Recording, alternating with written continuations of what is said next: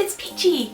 It's been a while since I've done a regular Peachie video, hasn't it? In fact, it's been a while since I've done like a fashion related video, which I know is the reason why a lot of you watch my channel, so thank you for waiting. To be honest, I've just been kind of uninspired lately, like, you know, I've had other life distractions and stuff, for example, bunnies and, you know, fashion, you know, getting done up and stuff has kind of been put to the side so far this year. And actually that's a really good segue to go into what I want to talk about today, which is kind of about learning to chill out when it comes to wearing alternative fashion. In my case, Sweet Lolita, which I'm not wearing today. But this video can apply to like anyone that's into alternative fashion, you know, like any kind of Lolita fashion like Gothic, Classic, Sweet, etc. Fairy K, and then getting into the less Japanese substyles like just goth or punk or anything. You know, alternative fashions are kind of fashions that take a bit more effort, kind of stand out from the crowd, from regular fashion and stuff like that. And with that comes identity. And the reason alternative fashion is often called alternative fashion is because it is kind of a bit like a lifestyle a lot of the time, even if it's unintentional. The amount of time that it takes to sort of be part of the fashions like this, the extra money and resources that are needed to, you know, even make just one full outfit, and you know, the energy it requires and the confidence it requires to go out and wear it a lot, kind of separate it from just regular fashion that you see all the time, most people wearing, shall I say. It really does stand out, and it's also kind of part of a group. I mean, these things got popular and groups of people would wear them because it was a particular look. And I think the problem with a lot of alternative fashions is that because of these groups, there can grow a pressure to remain part of a group like that and an identity like that. I hope I'm not sounding too vague. It's kind of an abstract concept, I guess, but I think it's really important to talk about because I think with that group and identity there does become a pressure to stay part of that group and you know, remain part of that identity and have that only as your identity. This won't apply to everyone that's in, you know, in alternative fashions like, you know, Lolita fashion and stuff, but it does apply to a lot of you know, members of these kind of fashion styles, especially new ones that are just joining or have been into it for like 1 or 2 years. I think it's really important to talk about because I've had like over 100 people, I'd say, that leave comments on my YouTube videos, or I see it on blogs, etc. like that, just tons of people saying, not directly, but they sound like they feel pressured.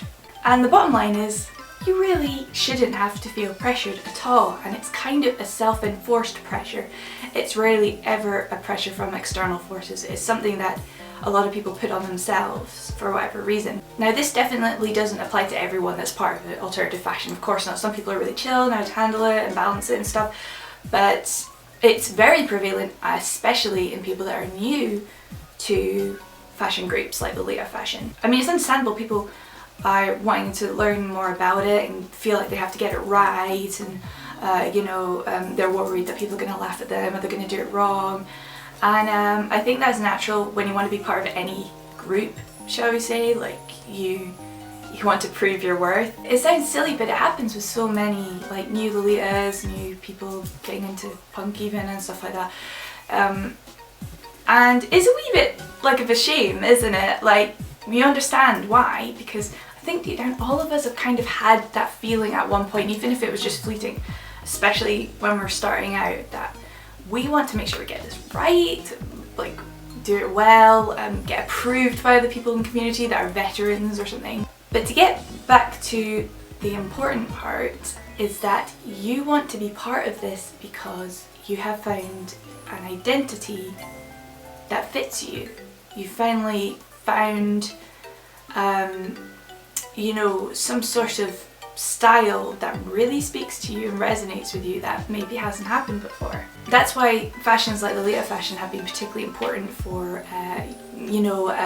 people in their tweens and teenagers who are just learning about their own identity, or are first learning about their own independence and maybe being able to choose their own clothes for the first time.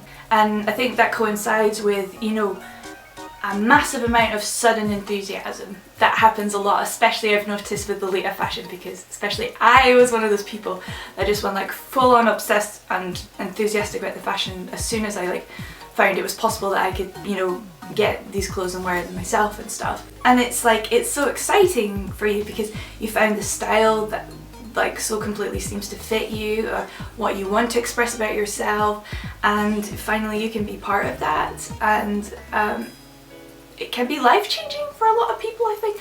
I'm not just talking about Lolita fashion, I'm talking about any alternative fashion that people have gotten into, is that it does help people bring themselves out more. It's kind of a catalyst for that. Now this is where the beauty of it and the problem of it can begin. Not always, but a lot of the time. So yeah, there's this issue with like, I think it's in my own description on my own stuff, is that I say I am a sweet Lolita. And the problem is when a lot of people say these things, they think that's all they can say about themselves, that there's their one identity attached to themselves. They must always be a sweet Lolita. Therefore, you know, they've always got to wear sweet Lolita things. They've got to be cute and frilly all the time and be into elegant things and princessy things, and not allowed to do anything else, otherwise they're betraying their identity. You really shouldn't think like that. It's really unhealthy. That excitement and enthusiasm to, you know, prove your worth, be part of it, just get full on into it immediately, can actually cause like a massive amount of pressure on you where you might not notice for even years. It took me probably about 5 or 6 years to notice this, and it's kind of like you constantly have to feel that this has to represent you all times. I noticed this with a lot of newer Lolitas and stuff like that, that it almost becomes to not become fun anymore at some point. Once the initial excitement for the first year or a few years has gone down, there is this worry that maybe you don't want to wear this all the time anymore. Maybe, you know, you want to try other styles too, but does that make you any less of, say, a Lolita, a goth, etc.? And it sounds insane, but this really does happen to a lot of people's questioning their identity, how they want to portray themselves and what people are going to think of them. They're worried that, for example, if they're not wearing Lolita all the time, or they're mixing Lolita things in with other clothes, for example Fairy K, they are, you know, betraying the group, or betraying what it means to be part of Lolita fashion, goth fashion, etc. And you really don't need that pressure. It's pointless, and most people are not going to care, and they shouldn't care. The reason these fashions first came into place is because it was about freedom of expression. It was about being out there, trying something different, wanting to look different, finding a way to express yourself how you want, even if it's quite loudly. And you need to kind of remind yourselves about that when you're doing it. And another thing that a lot of people worry about their identity, especially with cuter, sweeter styles like Fairy K like this and Sweet Lolita, is that people are going to think you're into something weird, like something perverted, age play or something like that. And it's a real shame because it can hold a lot of people back. Like, I really want to wear these cute clothes, but I don't want people to think, you know, I'm into something perverted or fetishy. You know, a lot of people, you know, for some godforsaken reason, look at someone wearing a Lolita and think, that's something sexual. It's the human brain. A lot of people can't get pervertedness out of their head, and it's a shame. But again, it's important to remember, you don't need their validation. You don't need them to necessarily understand. You don't need them to understand you. They're just random people, right? What needs to happen is, despite that, you still need to feel good. For example, this video, I really didn't know what I was going to wear for this video. In fact, part of me was wanting to just wear like half my loungewear with my glasses on and no makeup, but I just felt like this felt like me today. So I'm wearing Fairy K. And yeah, I guess my first question that was in my mind at the time was, can I talk about a serious subject like this when I'm wearing such obviously kind of silly, colourful clothes? And second was, I know people are gonna like start thinking things that have come to this video that aren't subscribers, like how the heck old is she? Well, what the hell is she wearing? It's just the kind of things I'm used to like thinking about before doing it. And what helps me just like not care is that, one, I don't need these people's validation, and two, I feel good in it.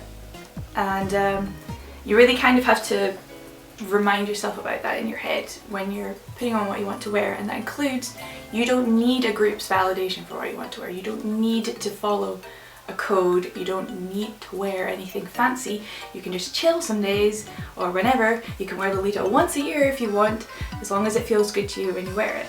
And this is where I go on to removing pressures from the fashion. And that is, if you feel like you're forcing yourself to wear this stuff, and when you go out you don't feel good, you don't feel confident, you feel aware of people staring, you feel aware of you don't feel good, maybe you feel ridiculous one day, or you don't feel well enough to really do yourself up properly, you don't have to wear it. There is no pressure to constantly wear this stuff every time you go out, or you know, meeting up with people. You know, I have tons of friends that are like super into Lolita fashion, very K. We can meet up, we can have a Lolita meetup, or we can just wear whatever the heck we want. It's what we want to do and plan to do. And that's like the much more healthier way of doing things. So yeah, you need to remove the pressures that you are self-enforcing onto this fashion. It's almost never enforced by other people.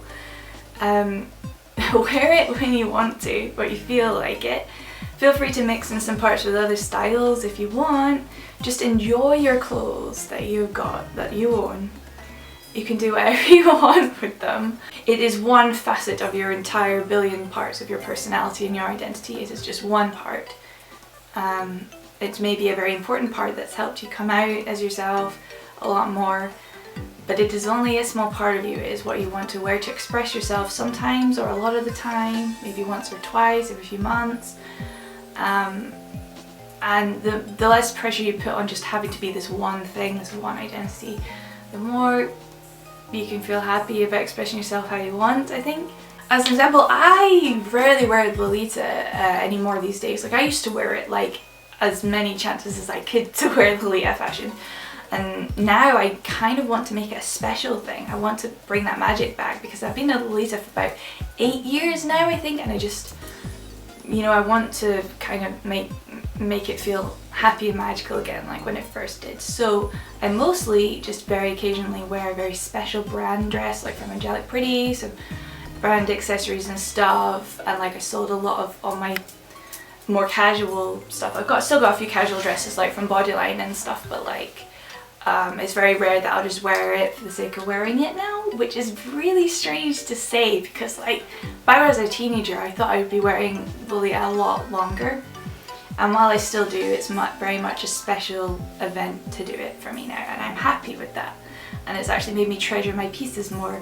And that's nothing against people that kind of want to wear Lolita all the time. It's just I've had that phase, and you know, either at the end of that phase, you either want to sell it off and never wear it again, or you just make it a little part of your lifestyle and wear other things too. Basically, the whole point of this video was to say, try not to worry, remove those pressures, stop enforcing them on yourself. Just let be what you feel like, let it come naturally, and you will always keep that feeling of enjoying yourself with fashion. You should never let it get to the point that it is actually constricting you, because that's not what fashion is about, especially alternative fashion. So yeah, this is Peachie, the sweet Lolita, and many other things, saying goodbye for now. Lots of love, bye bye!